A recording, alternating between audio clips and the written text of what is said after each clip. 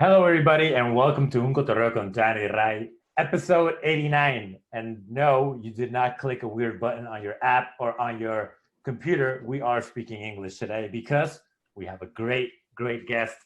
We won't talk to the guest in about an hour. He's just going to wait for us like every guest does. Waits an hour. Ray and I will talk a little bit, and then we'll chat with him. No, I'm kidding. We have a great guest today, but of course, I want to say hi to my partner in crime, Ray. How you doing, bro? That's right, Tano. I'm doing great, like I always do, man. Always doing great. I'm static. I'm stoked today because we have a special guest. We have a good friend of mine, one of my brothers from another mother. But not just that, but this is, if you realize, this is the fourth time in a row, right? Fourth week in a row. Fourth week in a row, yeah. Fourth week, right? That we are recording. So this has been the most consistent that we've been in a very long time. It feels great. Our last video, I think, was our most viewed, like in forever in YouTube. And that just felt great. And we just got started in YouTube, dude. What is it? Yeah. Fourth, fifth week on YouTube with our channel? I have no clue because we have no preparation on this shit. We just we just go along. Dude, I'm fucking pumped with the guest. We've been trying to get him for so long. Well, we've been talking about it, and I'm super excited, just because of the person he is, you know, what he does with his career, basically saving lives. I know you have a cool story though. On Sunday we were talking to you, like, dude, I just saw the craziest shit. I got to tell you something, dude. Before we go into our guest, man, I got to go into something that happened on Sunday. So Saturday night, my boy calls me up, right? He hits me up. He says, hey, Ray, let's go out. What are you doing tomorrow, right? I said, you know what? I got nothing planned. What do you got? He's got a little boat, small boat, right? He said, let's go on the boat. Has your kid been on a boat? I said, no, my 7-year-old hasn't been on a boat. Let's go on the boat. Let's go fishing. Bring the wife, bring the babies, bring everybody, right? So we showed up the next day. Of course, we made our classic ceviche, right? Ceviche, but we made it with tuna, right? So we made it like ahi tuna style. It was delicious, right? So my wife makes that. We prep everything up. We show up about 11 o'clock in the morning. We get on the boat. It's not in the ocean, but it's in the bay, right? So as you know, Mission Bay, what is it? Ski Beach. I think it's Ski Beach. Ski Beach. It connects with the ocean, right? But you got the bay at first. So we were in the bay. We go out there. We start fishing. We're out there for about 3.5 hours. We have our 7-month baby on the boat. We have his daughter. It's about 8 people on the boat. And my 7-year-old's fishing, right? I'm fishing. Don't ask me how many fish we caught, dude, because we were out there for about 3.5 hours. You bought a goldfish. We caught 0 fish. And I kept throwing my stuff down there, dude. And my bait I kept coming up with no bait. I would feel the fish pulling on my pole, right? And you can see the tip of your pole going down. But dude, every time I would bring it up, there was no bait. They were just jacking my bait. So obviously, dude, I was doing something wrong. My kid got bored, dude. He's like, Dad, I'm done with this fishing stuff. I'm done. Let's get out of here. Let's go to the bay. Let's go to the sand. And I want to go in the actual bay and swim, right? I said, perfect. We go out. We had a blast, dude. We go out. We're about to eat. We're hungry. So we set everything up. We set the table up right by the park. We can oversee the bay, and the kids can get in the edge, right? They can get in the water. Boom, we start setting everything up. Maybe 5 minutes after we set everything up, we see a little small boat coming up with about 6 people in that boat. They come up to the edge of the sand, and you see a young girl, maybe a young teenager. She's maybe about 15, 16 years old. She's passed out, right? You can see her face on the edge of the boat, passed completely out, right? My wife and everybody's looking. I'm looking, my wife's looking, my buddy's looking. Everybody starts looking over there, right? Like she's passed out. We think the first thing that comes up to my mind is that, you know what, she's drunk. She must have been drunk. She must have been drinking since the morning. She passed out. But then I see an older guy holding her, but I can't see what he's holding. He's holding like below her waist, and I can't see what's going on. So he's like, hey, can somebody help me? Can somebody help me? So me and my buddy are the closest ones to him, to the boat. So we go up to the boat, right? And we go in the water because it's in the edge. And we're like, what's going on, man? Hey, man, my boat tipped over to the side, and we all fell out of the boat. Oh, but look at my daughter's leg. And I guess the propellers from the boat, the bottom, the border, hit the bottom of her thigh on her right leg. And dude, I've never seen such a deep cut in my life, dude, in person, yeah. Right? I'm looking at it. The first thing, dude, my heart just drops. I'm like, holy shit. There's not a lot of blood though, dude. You can see the blood, but there's not a lot. So I'm like, what the hell is going on, dude? So he's like, dude, can you guys help me, carry her out? And we're like, yeah, absolutely.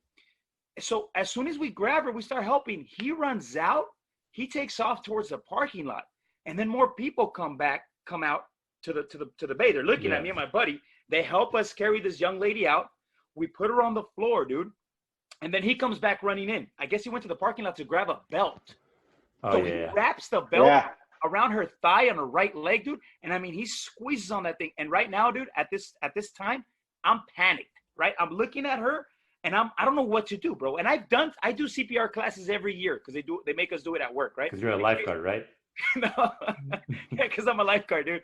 No, because they make us do it just in case something like this happens. Well, dude, this tells you, dude, how trained I am because I'm not. But I completely panicked, dude. Everybody around me is panicked. We don't know what to do. We just flipped her over. The dad is tying up the belt above the cut, right? As tight as he can. Luckily, dude, thank God there's a nurse, dude, that's partying. Some lady, some lady, some older lady, dude. She says, "What's going on?" I'm a nurse. I'm right here. She's in her bathing suit, bro, but she's a nurse. She comes out. She's all, "Take her vest off now." She had her life, her life vest. We snap it off, dude. We take it off immediately. I mean, the girl is her lips are like purple. Her eyes are rolled back, bro. Her eyes are open, but they're rolled back, and she's real pale. Her skin's super pale, and you don't see a lot of blood, but you can see the cut. I just looked at the cut once and I didn't want to see it no more, right? And I'm just like, what do I do? What do I do, right? And this lady immediately, dude, makes us take the vest off, and she starts pumping on her chest, like right below her breast, hard, dude, like hardcore, like just CPR. Boom, boom, boom. People are calling 911, bro. I think maybe 3 to 4 minutes passed, but it seemed like it was 3 hours, bro. Yeah. We're like, where the hell are the lifeguards? I feel like that right now. It feels like it felt like it was 3 hours, bro, right? So this lady's pumping on her chest, pumping on her chest, pumping on her chest. The lifeguard shows up, right? Finally shows up. He's like, does she have is her heart, does she have a beat? Is her heartbeat? And the nurse is like, I don't know. Should I keep pumping? He's like, Jed, just keep doing what you're doing. And then the person that showed up with the medics, he checks for her pulse, a pulse first, and he sees a pulse. He's like, you know what? She's got a pulse. All right, let me take over. And then they took over, dude. Long story short, bro, my CPR classes did not work for shit. I panicked. I didn't know what to do. But luckily, this lady was there at the time to help out. After like 10 minutes of them working on her, like they moved her out the way, they put her in an ambulance. You can see her head start, because I followed the whole thing, but I'm looking. And you can see her head starts moving, and then her hand moves up. So I'm like, okay, she's breathing, she's alive, she's awake. Dude, it was the scariest thing I've ever felt in my life as far as looking at a teenage girl. You can tell she's a teenager, bro. She's got braces on. I mean, she's a young girl. I felt like crap because I could not do anything, but it makes you think, right? Like, thank God for doctors. Thank God for nurses. And just out of coincidence, man, our guest today is a doctor. And I'm happy to present him right now. Dr. Mehdi Razavi, right? Dr. Mehdi Razavi, what's going on, my man, my brother? He's here today. He's ready for us. What's going on? What do you think about that story, Mehdi? What do you think, man? Well, I think one of the things that one of the big lessons is that you have to become almost disengaged from yourself when you have a moment of crisis. And also another thing is experience. It can happen anytime, at any point. And the key thing is when everyone else is panicking, when you're panicking, you have to manage to kind of just understand that if you keep panicking, the ship is going to sink. And you're the one who has to kind of keep their wits about them and to kind of try to be as dispassionate as possible. Yeah. And to the dad's credit, I mean, think about that. I would think that the dad would be the most emotionally involved, person of all. As a parent, I would be paralyzed. So really kudos to him because he did absolutely the right thing. And then of course the nurse made the right call too. So thank God. So that was crazy. Passed out because of the wound? I don't know. I'm not a doctor, but we can ask Dr. Razavi here, see what he thinks. Yeah, so probably what he was trying to do is take the belt so that she would not, hemorrhage to death. And you put the belt on, and he did exactly the right thing. Not he, the thought about removing the life vest, that was actually, I think, that was something that was also very clever. But that's why he did what he did, was to prevent her from hemorrhaging to death. Many years ago, I'm trying to think, probably about 2008, around 2008, there was a football player named Sean Taylor. He used to be a Miami Hurricane, and then he was a Washington Redskin. And the same thing happened to him. They actually had a home invasion, and he went downstairs and he got stabbed in the groin. Jeez. And he died from that. They life flighted him, but he hemorrhaged to death. And if someone had actually applied, it's called a tourniquet, basically. Yeah. If they'd applied that, then potentially could have saved him. And also, wow. in the case of this girl, probably saved her leg from an amputation. Really? Yeah. Mehdi, what was the reason why I could not see a lot of blood coming out of there? When I saw that cut, I mean, it was deep. But yeah, I didn't see a lot of blood, though. And I'm thinking maybe she was bleeding out since she got off the boat. I mean, that's my worry, too. My concern is that she probably lost a considerable amount of blood by then. And also, but there is another possibility, and that's the actual life vest itself, that was acting as a compressant. If that was the case, though, once they release the life vest, you should start seeing more blood coming out of the leg. But those are the two reasons. One of them is a good thing, obviously, and one of them is a bad thing, with her having already lost blood. But the other thing is potentially the life vest itself. Let me ask you a question, Mehdi, just for a piece of my mind, man. You think if I saw this young lady, and I just want to make sure she's okay, right? And I don't know what, I can't call her, I don't know what hospital she went to, right? But if she was moving her head and her hands a little bit afterwards, like 10 minutes later, because they were still working on her by the ambulance, possibilities are that she's probably going to be alive, right? Oh yeah, definitely. Okay. I mean, my bigger concern would be what's happened to that right leg. But if she's moving her arm and her head and things of that nature that far out afterwards, she probably did not have a real significant insult to her system. Wow, man. You know what Yeah. that brought to my attention too, Mehdi and Tano, and I'll jump off this subject a little bit, right? Because it's kind of a crazy subject. But man, I took my 7-month baby in that boat with me, dude. I took my 7-year-old in that boat with me, right? I mean, just out of stupidity, out of ignorance on my part, not knowing that could be a possibility, right? That boat can flip. But what are the chances in a bay, right? With no waves, with no crazy ocean movements, right? It's just a bay. But come to think about it, I noticed that a lot of the jet skis, when they were speeding through the bay, they would create like some waves, and then our boat would move a little bit. So I guess if you're speeding on your boat and you make a sharp turn, you could always flip in the bay as well, right? I mean, shoot, that's what I saw. About 3 weekends ago, we went to one of the cities a little outside Austin called New Braunfels, and it's in the hill country. And these are, we were at a lake, a canyon lake, and these are lakes that are obviously nothing even close to the bay or the ocean. And we were staying at an Airbnb, and I'm looking outside, and I'm like, wow, guys, they're 3 couples and with the kids and stuff. And I'm like, these boats, some of them are going pretty fast.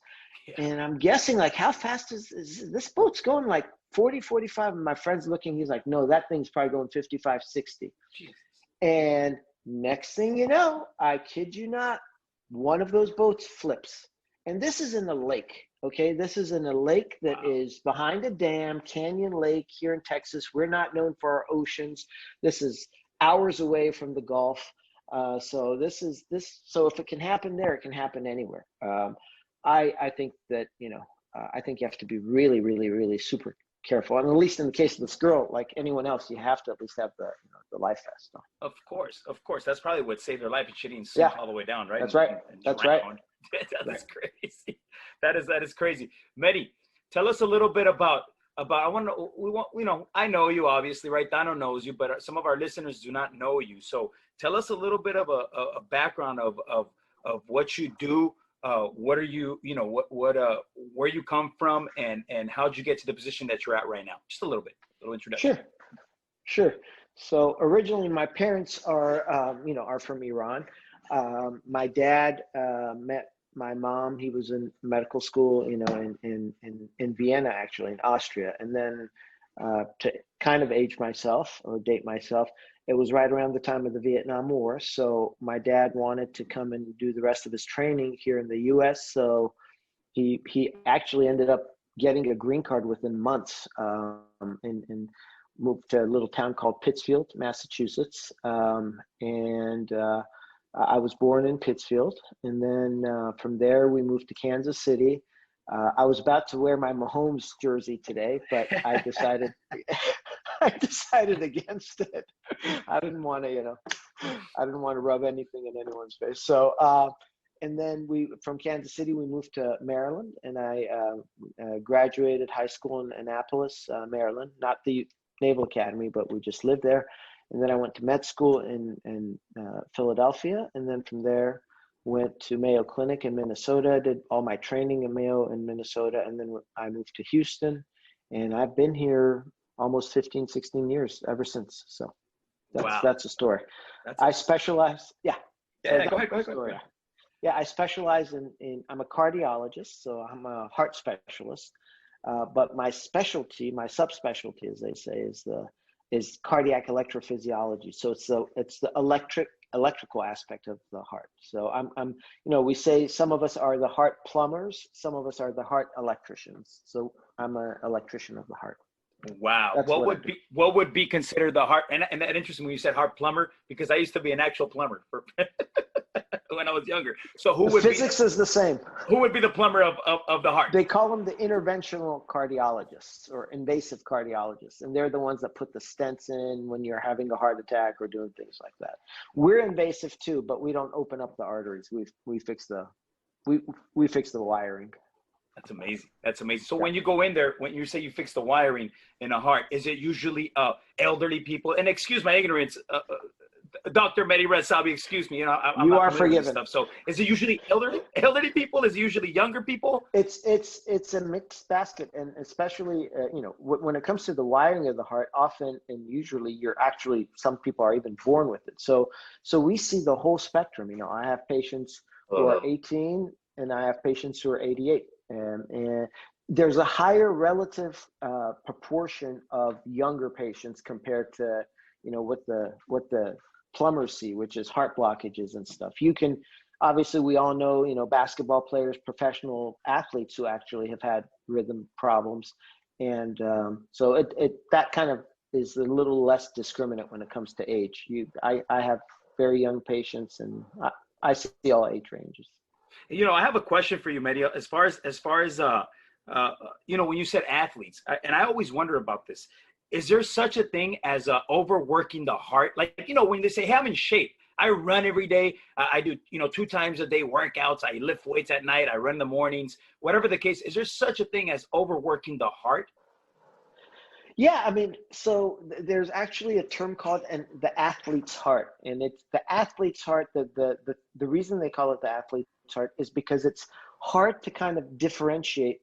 There are certain features which we really can differentiate, but the complexity is that both hearts of patients with high blood pressure and people who are athletes, they can look the same. In both cases, the heart is vigorously pumping. In the case of the hypertensive high blood pressure patient, it's vigorously contracting because the pressure is high, so the heart has to squeeze against the higher pressure. But the end result often is the same. The heart muscle thickens. But somehow, some way, when it comes to the athlete, that thickening of the heart muscle doesn't have the bad effects, the negative effects that the thickness of the heart muscle that someone with high blood pressure has. Faces, and kind of the most basic explanation is when an athlete's heart enlarges, the muscle enlarges, but so does the cavity, so that the whole heart is enlarging, but in proportion.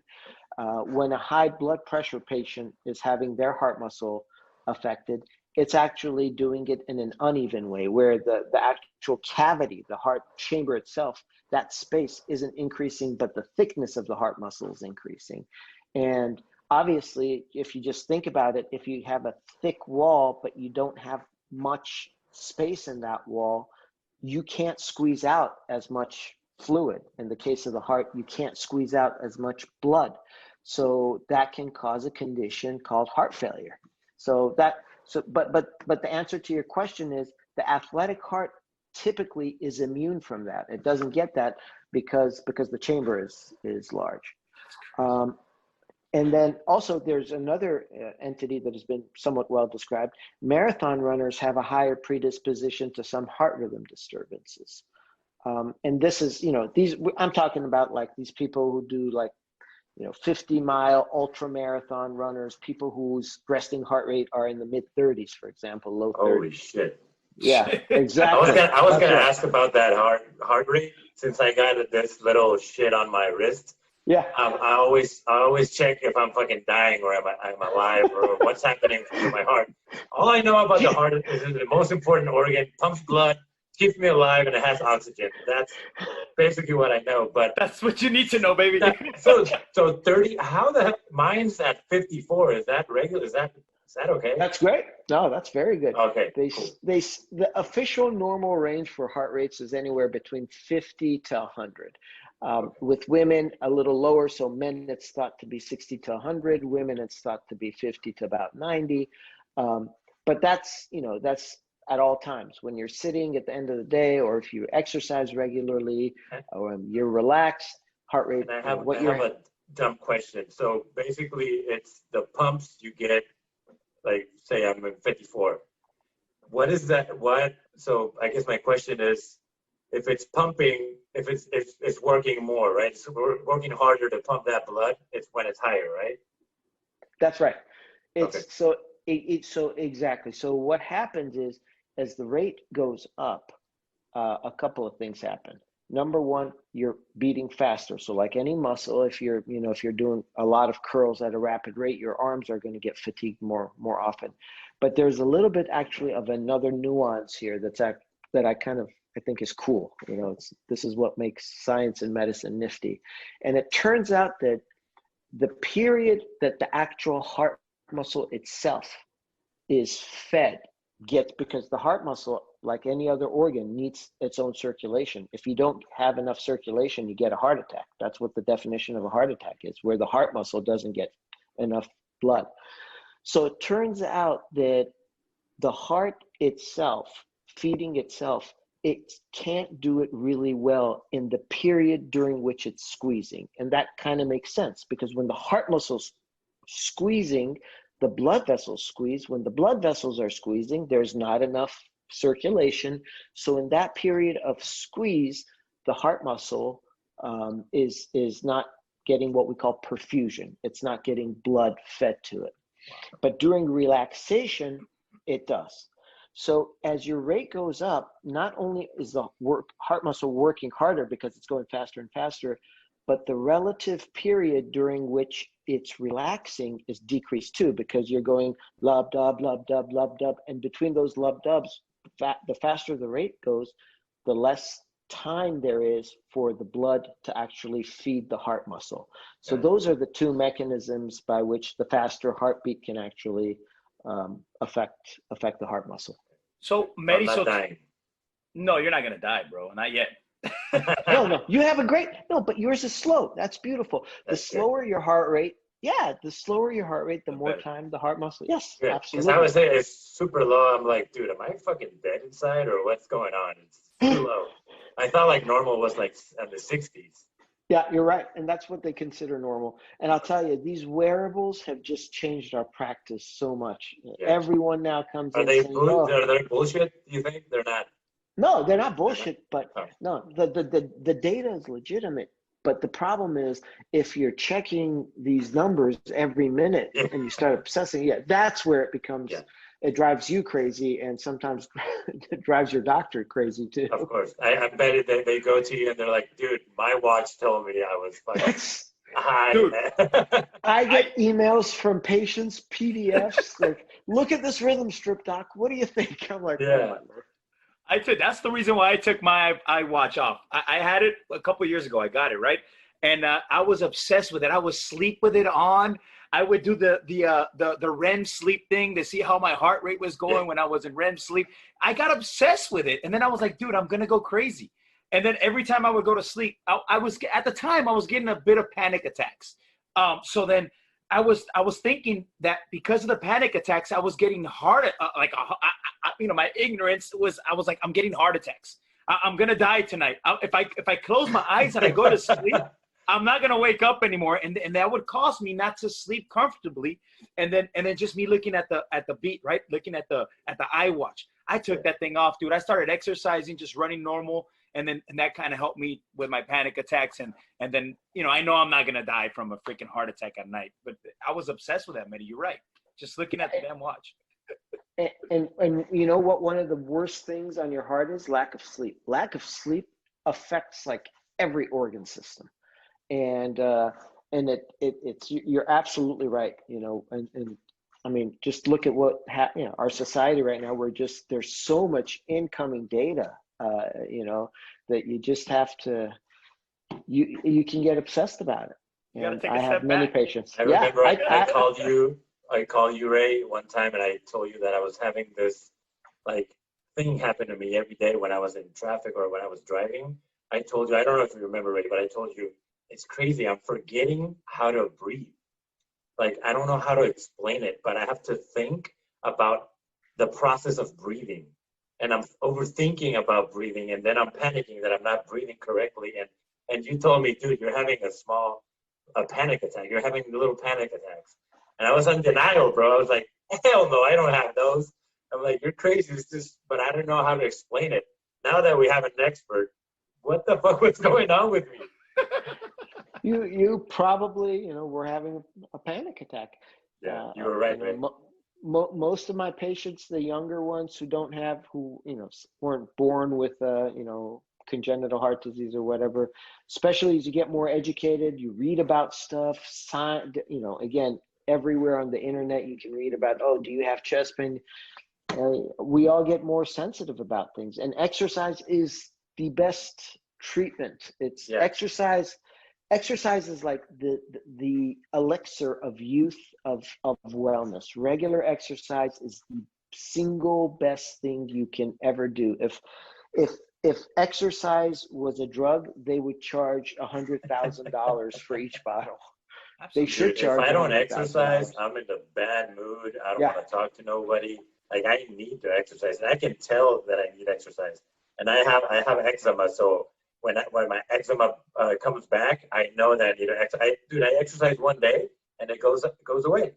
So it's crazy how just walking or running or just the simple things like fill your life, and it's like, dude, you just need it. I'll tell you what. You're absolutely right.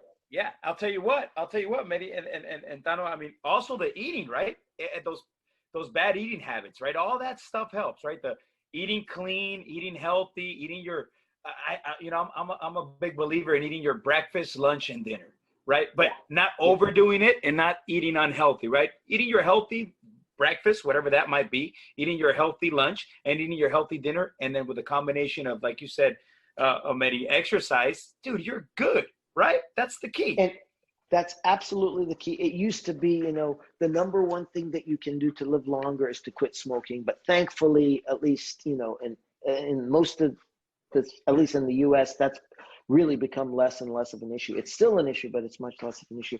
But even greater than that now, you're absolutely right. Exercise and a good diet. And exercise, the numbers are really very straightforward. If you can do 32 minutes, because these are what the studies did, 32 minutes a day, 3 days a week, that's it. And the most effective thing that you can do is something called intermittent or high intensity interval training. And so I would definitely try to do that right now. What type of uses of? Hi, hey, look who's there. Hi. And who? He went away. And if you could present that beautiful person to the people that don't know who she is, because obviously I know who she is. Tano knows who she is. Who's this beautiful lady? Who's this beautiful lady? This is my lovely wife, Joanna. She's looking at a blank screen right now, so I don't know if she recognizes that she was on camera or not. Everyone saw you, and so she just got home, and so. Yeah. Awesome. That is welcome, Joanna. She's gonna join too. Oh, yeah, okay. She got back a while ago. So. Okay, perfect. Oh. See, we need to clarify. I've been here listening to you guys. It's been a while ago. I see a lot of books back there, Dr. Razavi. What's up with that? A little of this, a little of that. I got my telescope. I got that beautiful picture of the lovely lady and the rooster, which I guess has a lot of symbolism in her family. And yeah, I love math, and I love writing, and I love physics. So most of the stuff you're going to see on the shelf are mostly math, physics. Are they your publications? No. These books are just I love to read. I try to read. Yeah. You have publications, right? Oh yeah, I have. Yeah. A lot. I've probably been published over 120 papers or so. Wow, Mehdi, tell me a little bit about that telescope back there, man. What is that for, man? What? The lovely here got it for my birthday. She knew, actually, that's why she's like perfect, because she knew exactly what was missing even when I didn't know it. We'd gotten a telescope a few years ago. I tried to tinker with it and get it to work, and it was just too much of a clunker, and I could never see the moon or whatever. She's like, okay, I'm going to get him the perfect telescope that has a good views, but it's not like you don't have to assemble the whole thing. So that's our telescope. And actually, I know you love space. I love space. Is Pluto a planet or not? Why is it not a planet? I don't get it. You should ask Neil deGrasse Tyson. He led the movement to unplanetize it. If you listen if you listen to his podcast, he actually makes a very, very valid point why it is not a planet. And so, as much as especially my generation, probably not you guys, but my generation completely grew up with Pluto being number 9. So maybe we have a harder time saying goodbye, but it really does behave more like a glorified comet based on what Neil was saying. Because of the size? Tell me a little bit about this other planet they found. I mean, if you know about it, if not, that's fine. But I'm interested to know, because I read a little bit about it, but then they found another planet, right? Or another Earth-like looking planet that's like, they say it's if we're 365 days, that would be 390 days or something like that, because it's bigger, but it's got the same characteristics. Am I saying the right thing here or not? So I look, I am not an astronomer. Yes, you are. Don't lie. Nor did I sleep at a Holiday Inn Express last night.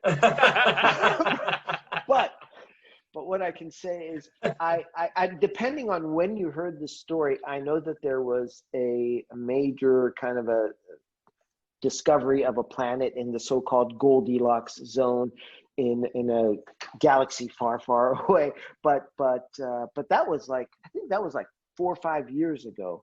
And they've done follow-up studies on it. And, now they're saying that it essentially is, other than the fact that the distance from its planet may be similar and the size is relatively similar, they don't think that it can harbor life. So, but I don't know if this is something newer than that.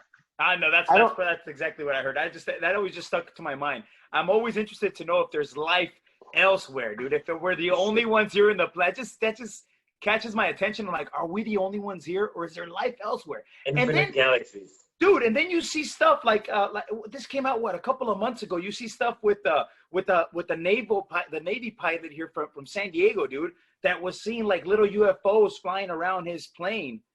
Remember that? Did you guys see that or no? I don't remember that. Dude, but you gotta look that up. I'm gonna tell you something that I think is more impressive than UFOs, and this is what I have it's actually on my desk. Do you recognize this picture? I do recognize that picture. This. Can I tell you what it is? Absolutely. Do you know what it is, Tano? I don't want to say it. I don't want to say a bad answer. Okay, I'll take a guess. I think that's the moon, Mars, and the sun aligned. Nope.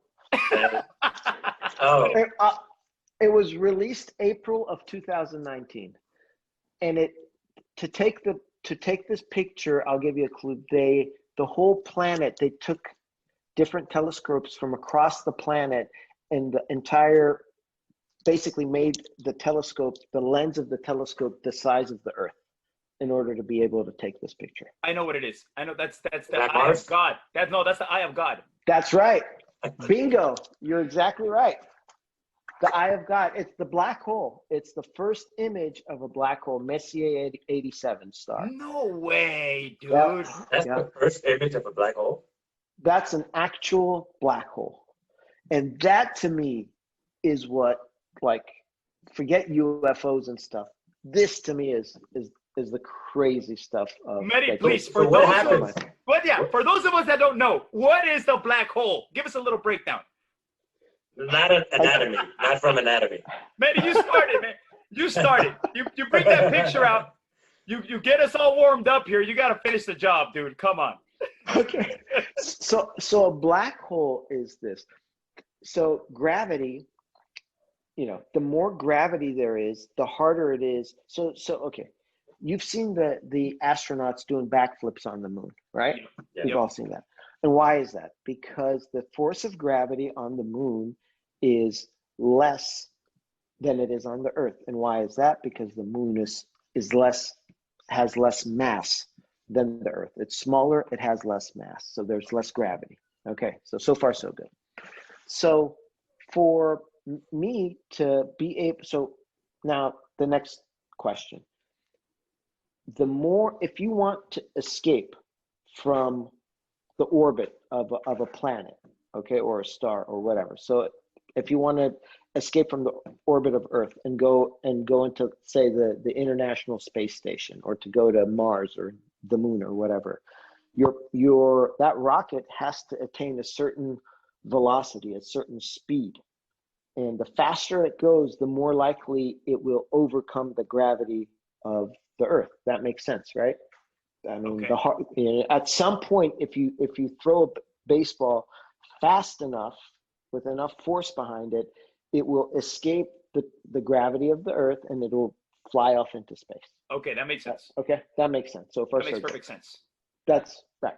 And the next thing that makes sense is that to do so on the moon compared to the Earth, you probably have to throw the ball harder and faster on the Earth than you do on the moon, because the gravity on the Earth is stronger than it is on the moon, just like those astronauts doing their backflips. Okay, so far so good. Now, the next point is this. What is the fastest speed that anything can attain? It's the speed of light. That's that's one of the underlying fundamentals, laws of nature. Nothing goes faster than the speed of light. So what a black hole is something that is so dense and so massive that even at the speed of light is not fast enough to be able to escape. Holy shit. It's that dense. It's that massive. Massive literally meaning that it has that much mass.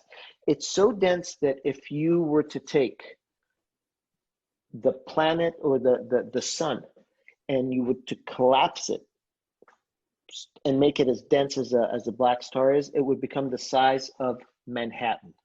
So you go from the size of the sun to the size of Manhattan. That gives you a handle on how dense these black holes are. Now, this black hole is, I think the number is 500 billion with a B times the mass of our sun. That's how massive it is. So this thing is a monstrosity. The size of the black hole. Okay, so remember how I said the sun, the size of Manhattan? The size of this black hole, the Manhattan in this black hole is the radius of our entire solar system. Oh my God. From the sun to whatever, to Pluto or Neptune or whatever, compared to Manhattan, which is one sun. That's how massive this thing is. Wow. How far away is that? Obviously, it's trillions of light years away, or what is it? Yeah. Billions? No, billions of light years. I don't know off the top of my head. How do we get all these images, right? This is exactly right. I think that the people who did this should like win the Nobel Prize for physics. I don't know if they will or not, because it's not new pure insight, but Jesus, I mean, to look at this thing, it just blows my mind. That is crazy. So what's Go ahead. No, I'm sorry. That's the bad thing about not recording in the studio. We cut each other off once in a while, Mehdi. We're professionals. Absolutely. No, I have a question. I know you definitely saw the what's it called? The Dragon, the SpaceX. SpaceX. Yeah, SpaceX. Yeah. SpaceX. And you know, I'm sorry. Go ahead. Unfortunately, I did not. I saw the landing that they did a few years ago, but not the most recent. Unfortunately, I did not.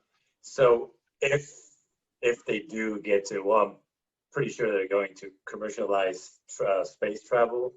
Would you dare to go? Would you be one of the travelers if it's available to you? Be honest. Yeah. Be honest. Remember, Dr. Mehdi Razavi, you have a wife, you have a kid. Yeah. You gotta think about that. You have us now. Have you now? Okay, maybe I will go. No. I know. Space tourism is one thing. I would consider, going. I would love to be able to say I made, a few laps around the planet and saw it from like the space station. But to actually leave the planet, no. There's too much stuff going on here. There's too many loved ones. We got to fix our own situation before. Right. I just saw a horrible documentary of space. The Challenger, bro. The Challenger. Dude, what the fuck was wrong with NASA in those years? Yeah. Fuck it. We'll just do it. All the red lights, and they didn't do anything to stop it. That's so crazy to me. Yeah, I still remember the Challenger. It was my birthday actually, and it was awful. I remember they actually the principal came in back in the days. I don't know these days how it works in schools and stuff, but the principal came on the speaker and said that we have some sad news to share. Yeah. Can you imagine? It was sort of like the 9/11 situation for the younger generation. That's exactly right. That's Same exactly thing. right. Same thing. Everyone would be able to tell you where they were. But Mehdi, you're right. I mean, we have what you said right now before the Challenger question came up. You're right. We have a lot of more important things to work on here on Earth, right? Than be thinking about traveling to space, man. So which brings me to something that I was thinking about. How about yesterday, guys? How about that debate? I want, dude. What's we going on? never talk about politics, but it was fun. We never talk about politics, Mehdi, but today we just have to bring up that ridiculous debate that we just had to go through yesterday because honestly, I think the whole world watched it because we're so intrigued with our president, with the candidate. I mean, I look at these two, man, and I'm looking. First of all, when I turned it on, I didn't watch it live because I was working. But I put the YouTube version of it, right, which they repeated. So I put it on YouTube, and I'm a little excited about it. I'm like, let's see what we're gonna see. So I turn it on. The very first thing I noticed, dude, is two grandpas that are about to go head to head, dude. Okay, and immediately I saw them, and I was like, dude, these guys are old.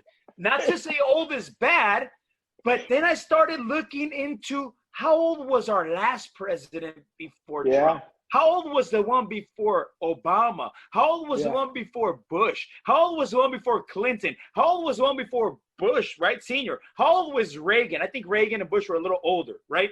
But dude, none of them were 77, bro. Biden is 77, right? Dude, Biden is 77, and Trump, our President Trump, is 74. What's going on, Mehdi? What's up with that, brother? I mean, I don't know what you called last night. I like the quote of someone in Twitter, Harry Enton from CNN. He's like, "What the heck was that?" And I think that really crystallizes the whole thing. I mean, you know, can you imagine, like, you know, people sitting in like, I don't know, in Europe or you know, in Canada or in Africa and watching this, and they're like, well, that's the end of that superpower. You know? That's what it's becoming. That's scary for our how, kids. That's right. That's how empires come crumbling. This happened pretty quickly. Dude, It's I awful. saw a great It's awful. picture where they put the two, they put Trump and Biden, but they have like baby faces and they're just screaming. And that's basically what I saw. It just fucking, the moderator was like, dude, he was laughing like, dude, please let me ask a question. But that was, yeah, it was the memes that are going to come out of that, right? But not just that. I mean, what had me tripping out was like, I'm not, like I said, I'm not into politics. I don't know a lot about politics. I do vote every year, every presidential election. I vote. That's for sure. I have to. I'll look a little bit into each candidate and then I'll make my choice, right? I think it's important to do that. But this year, dude, I mean, it just makes me not want to go out and vote.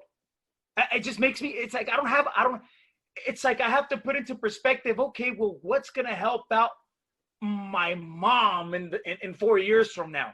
Because honestly, for me, whoever we pick for the next 4 years, me personally, I don't think it's going to make a difference in what I do. Me personally, maybe my mom, who's a lady that might retire in a year or 2 years from now, right? Some money-making decisions might come out of who I pick as far as Trump or Biden, right? So then it gets to the point where, what are these guys really bringing to the table? What are they really bringing to the table?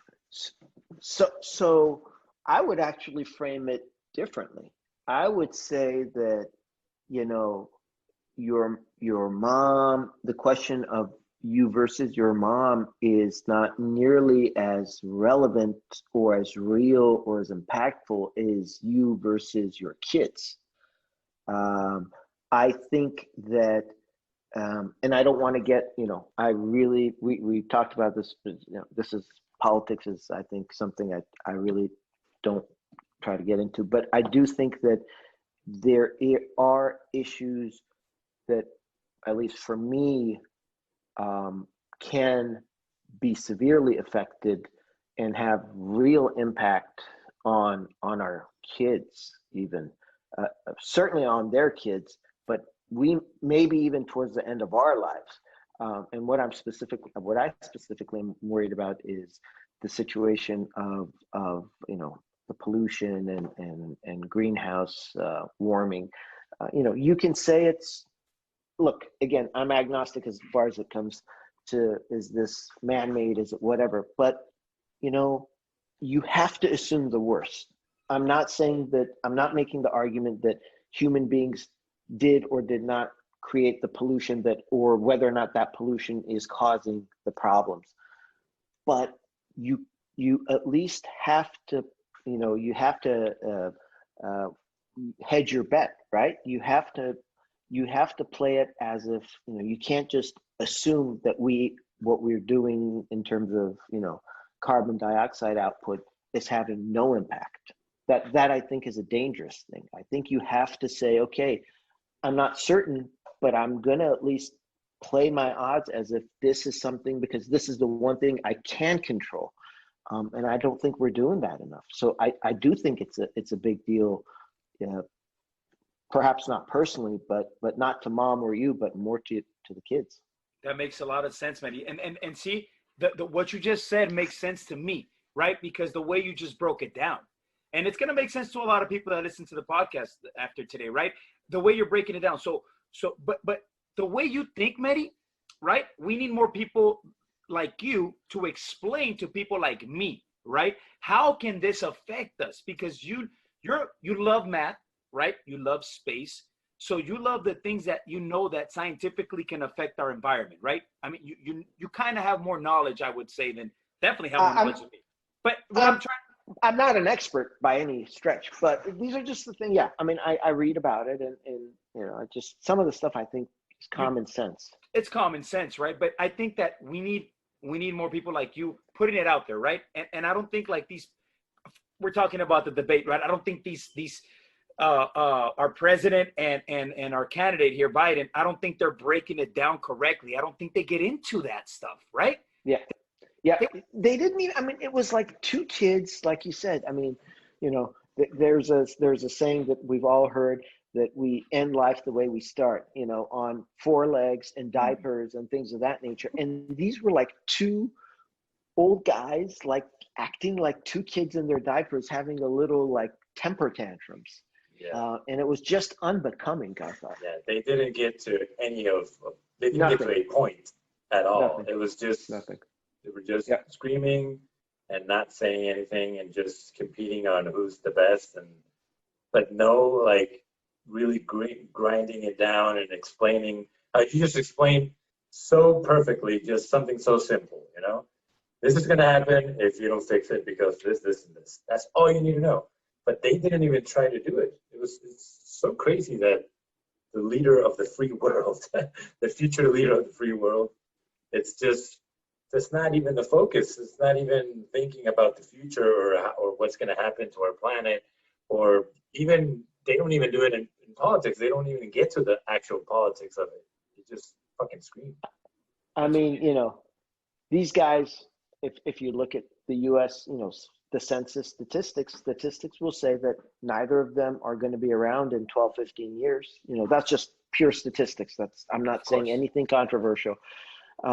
So, you know, act in a way that, you know, when you're not around, which is going to be relatively soon, that your work now, which can absolutely impact that it matters, and you just don't try to act like kids. Yeah.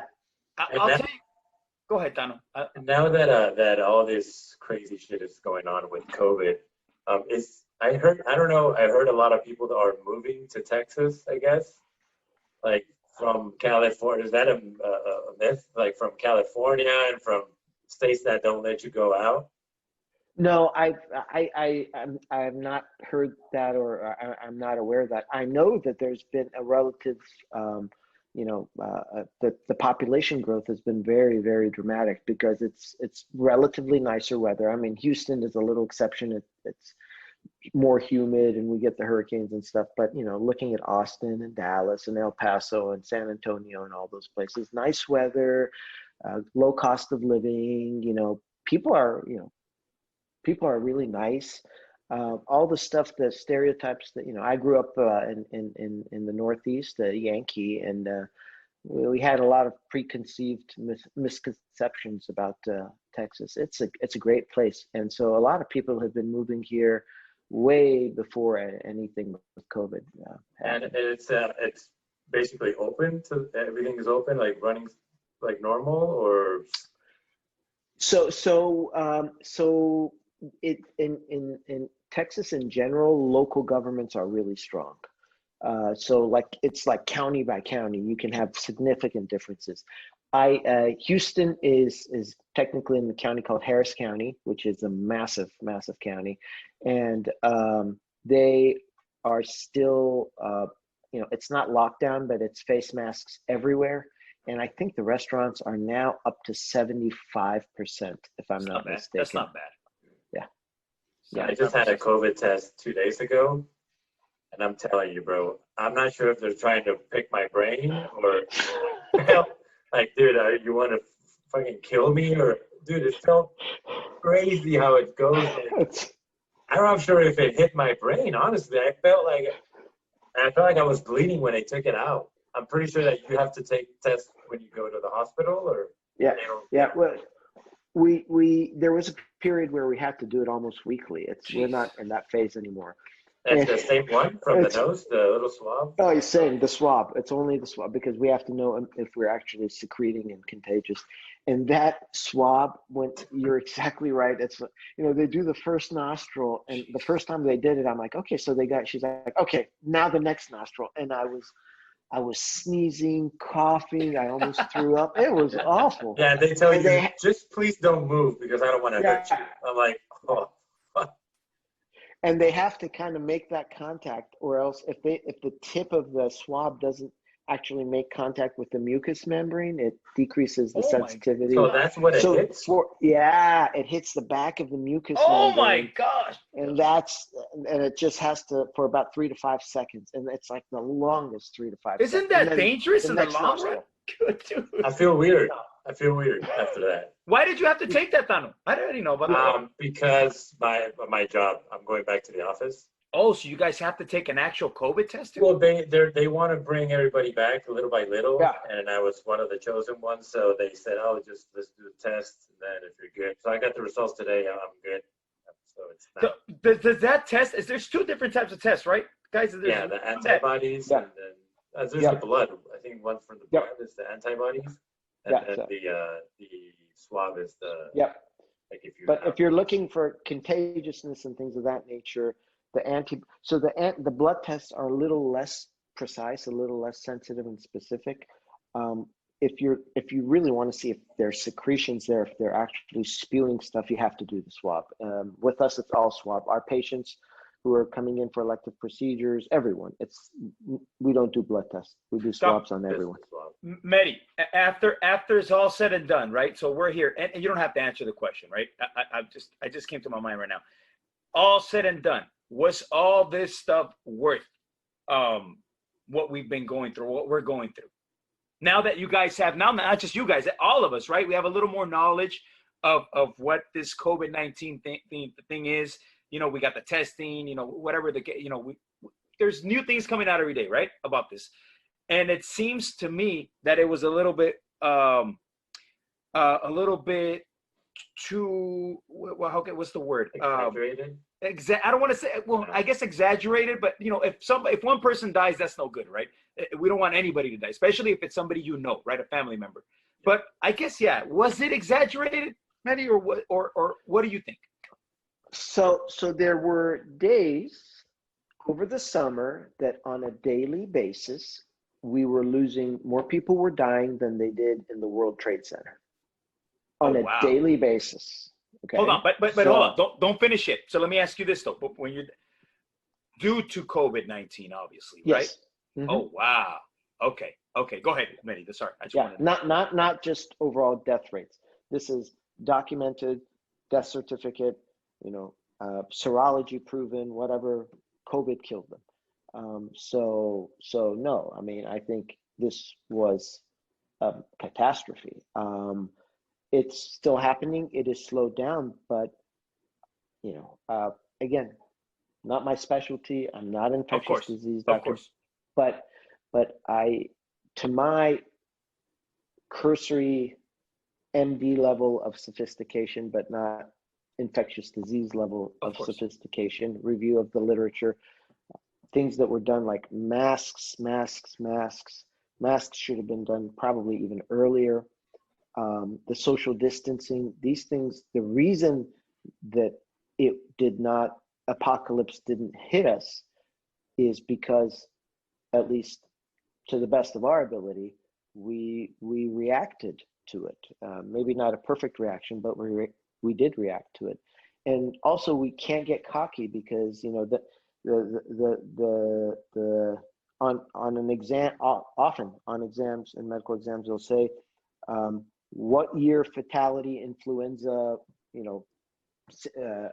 what year's influenza pandemic had the highest mortality? And everyone knows 1918, right? The 1918 influenza pandemic. But it was, the most deaths actually happened in 1919. There were 3 waves of that pandemic. Don't tell me this. Yes, exactly. And the first phase was summer. Second phase came this fall and winter of that year. And then it was 1919, the winter, January, February of 1919, that it just decimated. So we are not out of this thing yet. I'm not saying it's going to be like that. They didn't use masks like we did. They didn't have social distancing like we did. And no way they would have ever had a vaccine the way that we will. I mean, you have to give credit where credit is due. Yeah, the government, yes, there will be a vaccine, and the government, to their credit, has been very aggressive about it. I think sometimes too aggressive, that there's political overtones with it, but they've done a very good job with this. I But think yeah, just like anything, right? The political overtones are always there, Yeah. right? For Yes. whatever it is. So there's a little hope. There is. I think I personally think there'll be a legitimate vaccine by the first quarter of next year. I hope so, at the man. most. Yeah. With that vaccine, Mehdi. So what does that mean to people like me that don't know? I don't know a lot about. I don't know about medicine, right? So what does that mean? So I when that vaccine comes out, I give myself the shot, and that's going to prevent me. It's going to prevent me getting it, or is that how does that work? That's it. So in the ideal world, you give yourself you get the shot. The shot causes enough of a activity or a reaction or a response in your immune system that then it gets primed. So then when the real thing comes in, the immune system is up and ready to go at it, and it just overwhelms the infection and it's done. And in the real world, vaccines are not even close to 100%. We consider it, that the job is done if it's even 50 to 70% effective, because in that range, if you manage to decrease the contagiousness, you slowly can actually get rid of the whole disease. And the other thing about the vaccines are almost every variety of vaccine that I'm aware of will require 2 shots at least 2 weeks apart from each other. Okay. So these people that say, for example, you hear a lot of this, I'm not going to take the vaccine. I don't have my kids do the flu shot. I mean, that's just ignorance, right? That's just stupidity, right? That's stupidity. And I think it is, I mean, you got to call a spade a spade. That's stupidity. And there's a social contract, right? And I think with masks, there's a social contract too, that you just say, okay, I understand my rights, whatever, but this is for the betterment of society as a whole. I'm not going to take it as a infringement on my constitutional rights if I have to get vaccinated, or if I have to take wear a mask or something like that. And the analogy I use is, it's almost like saying, I'm willing to, have a fifth of vodka and then jump behind the car and blow a 0.3 or whatever. It's my personal right.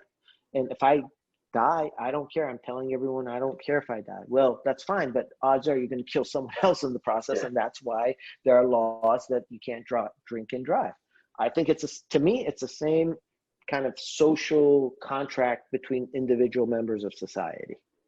Great point. That's why I wear my mask. I mean, I wear it for my health, my kids' health, my wife's health. I do it for the same reason. I believe in the mask. I believe in it. Yeah. It came out. A lot of people were like, "You don't have to wear the mask. The mask doesn't do anything." And you're like, "Come on, dude." Out of respect for everybody, not just. But every operation I've seen, the doctors are wearing masks and gloves. Why are they doing that? Right? To keep from, I guess, getting any spit, anything into the operation you're working on. Right? I would think that's Correct. The reason why. You don't want to infect. Yeah, correct. And speaking about operations, now we can talk about your specialty, of course. I read a big word. It said cardiac electrophysiology. I don't even know what it is. I just wanted to say it in the podcast so people know that I read that word and I can say it. But I know that there's 2 things that you specialize in. I saw something about a battery-less pacemaker, and you're able to operate a human heart without opening the body? I heard something about that. Yes, that's correct. Okay. That's correct. So that's correct. Intrigues me. That's how the hell are you going to operate somebody without opening the body? Well, I mean, so the way that it's not, so the specific project I'm working on, we haven't done human trials yet, but we've worked up to our preclinical models and all that stuff, and that's ongoing, and I think we'll have human probably devices, I hope, within 3 to 5 years. But the concept of having, but in our case, the secret sauce is that we can do it, the size of, I don't know, even smaller than a kernel of rice or a grain of rice. What? So these are super tiny. Yep, they're very, very small. That's a pacemaker. That's a pacemaker, and what it does, and then you can put it through, you go into one of the veins from the neck or from the groin, and you just go in and boom, just like a thumbtack. You implant it and you get out, and then you power it. You can power it externally. You can put, a little device under the skin, not even under the muscle, just under the skin, and do it in the office, and that thing can power those beads, those kernels of rice. Wow. Yeah. That's what you're doing now. That's what you're doing right now. That's absolutely right. What's the big newest word that I read? What is that part of anything that What? I just, that big word that I said? I don't think I can say it again. But is Electrophysiology. that, yeah. What is that? I'm sorry. I just read it. I'm like, I just need to say it. All electrophysiology is basically, it's completely, what it describes: electrical systems of human or other non-human biological physiological systems. So you can have human cardiac electrophysiology, you can have human neuroelectrophysiology, you can have animal studies, things of that. You're the electricians. There's plumbers. I'm the and there's electrician. That's all it is. I'm the electrician. I could have sworn. Hey, Mehdi, I could have sworn that you said this in the beginning of the podcast. Yeah. and that tells you right there that Tano was still in Spanish mode. So he was. Bro, he did not. He did not notice? Do you notice my mic was off? Oh, was it? Yeah, for a while I was trying to fix it. I couldn't. That's what it was. And I was like, dude, what the fuck is going on? And I wanted to ask that, like those two questions, but I couldn't. My mic was not working. You couldn't hear. I figured you could. I was like, dude, I could have sworn he just explained that to us in the beginning. It's like, I'm No, here. he didn't. No, he explained the human heart. He did. No, he did that. But in the beginning, he told us, remember I told him, hey, I'm a plumber. But you probably didn't hear that if your mic was off. Dude, That's what I'm saying. I said I was a plumber. I'm interested in knowing what plumbers are. I was like, why is Tano not talking that much? He's being I know, quiet. right? I'm like, dude, even I felt weird that I started talking and nobody was, like, if I didn't exist, I'm like, oh, shit, you guys just don't like me, I guess. But my mic wasn't working. I couldn't. But I didn't want to make a big deal because you were just. I see you guys talking, so. I know what a gentleman Tano is, and I was like, he's just being very respectful tonight. What's up? I'm just gonna let you talk. No. That's hilarious. Mehdi, tell me a little bit about your favorite movie of all time, dude. Don't disappoint me. Don't disappoint me on this one. It's The Godfather. I knew it. What is, all right, from The Godfather, the best scene ever in The Godfather? What is it? Oh, Lord. Put you on the spot. Oh, yeah, I'll tell you. But I know it's kind of awful, but I really liked when at the end, when Clemenza used the little garrote and choked Carlo Rizzi because of what Carlo did with Sonny. I thought that was real slimy, and I just hated Carlo so much. So when he goes, hello, Carlos, and you need to answer for Santino, and when Michael said that to him, it was just, and then he starts like kicking the windshield and cracking the windshield as they're strangling him. It's awful to say. It's awful to say, but it was a cool scene. But it's a great scene, and the way they set him up, right? The way they set him up in that scene. What did he have? The Vegas tickets, right? Or he had some sort of airplane tickets and first flight back, and I don't want to see you again. And this guy thinks he made it out. This guy thinks he made it, right? Carlo thinks he's free. He's free. That's your favorite movie too, right? That's my favorite movie. Well, it's not Rocky. Look, I'll tell you the difference between me and Mehdi on that movie. So I'm a fan of the movie. This guy right here is a fanatic of the movie. He knows every single line. He's the only person that I personally know that has read the book. Yeah. And I've read it like 6 times. Jeez. So is there one book or? It's one book. It's 440 pages. Yeah. 440 pages. Wow. So, and in that book is also the stuff from Godfather 2 when they go back to Sicily and his youth and how he, Vito Andolini and all that stuff. But the in the book you get a lot more insight into the character. So in the book, when Michael is asking Carlos and he's saying, come on, don't fool the Corleone. You did it, right? You did it. So remember that part and then finally and he's like, tell me who set you up? Barzini, they're all dead. So who set you up? And he's like, okay, Barzini set me up. So in the book, actually what was happening is that Michael needed to hear this guy confess. If Carlo had not confessed, Michael would not have killed him. This is in the book, and because you're reading their minds. And Tom Hagen, Tom Hagen knew this. He understood this when Michael was asking the question to Carlo. As you remember, Tom was their stepbrother and the consigliere and all that stuff. And Tom was thinking to himself, my God, the Godfather would not have even bothered with this question. He was actually more ruthless than Michael. And when you see the movie, you think that Michael was just much more ruthless than the Godfather. This Godfather was a nice little old pussycat. But in the book, you realize he was much more brutal than Michael. Really? So Don Vito Corleone was much more ruthless than Michael. Yeah. Oh, yeah. It seems the whole time that Michael is the devil, dude. Like that's the one you don't want to mess with. Yeah. Right? Yeah. Hey, Yeah, I heard you say a word. Out of that whole thing you just explained to me, I heard you say a word that you pronounced it completely differently from the way I would pronounce it. Consigliere. Consigliere. I never heard that. I never heard it like that. Consigliere. No, consigliere. That's what they say. Oh, you said it in Italian. That's why, dude. Consigliere. Yeah. I said it in Parla italiano. Habla italiano. Yeah. Oh, by the way, Mehdi, how many languages do you speak, dude? So you can impress all our viewers. No, I wish I could say 3, but 2. Yeah, right. And then 3, right? Poquito. Español. Not even really Espanol. Not even. But soon. Soon you'll be. The next time you come, we're gonna do it in Spanish. I think I'm gonna learn along with my son because he's starting to babble in Spanish, and I'm just picking up as he's picking up stuff. Good. So we're gonna interview a 3-year-old in a couple of years. Right. Exactly. And you'll probably know more math than us, dude. That's sure. In 3 years, we're like, Mehdi.